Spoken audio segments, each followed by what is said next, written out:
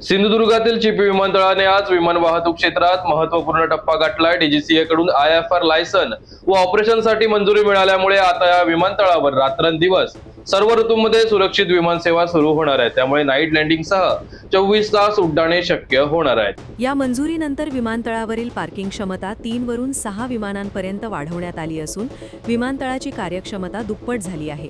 डिसेंबर महिन्यात सुमारे 11,000 प्रवाशांनी चिपी विमानतळावरून प्रवास केल्याने हा विमानतळ देशातील 75 प्रमुख विमानतळांच्या यादीत मानाचे स्थान मिळवेल असा विश्वास व्यक्त केला जात आहे।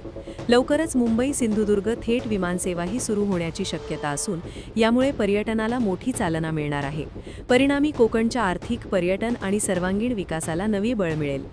नाईट लँडिंग परवानगीसाठी खासदार नारायण राणे आणि मंत्री नितेश राणे यांनी केंद्र सरकारकडे सातत्याने पाठपुरावा केला होता।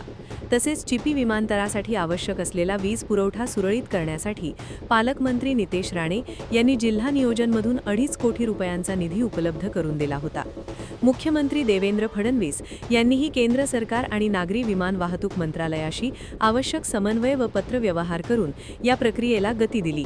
या सर्व प्रयत्नांमुळे चिपी विमानतळाला नाईट लँडिंग व 24/7 ऑपरेशन्सची मंजुरी मिळाली असून सिंधुदुर्ग जिल्ह्यासाठी हे एक ऐतिहासिक यश मानले जात आहे।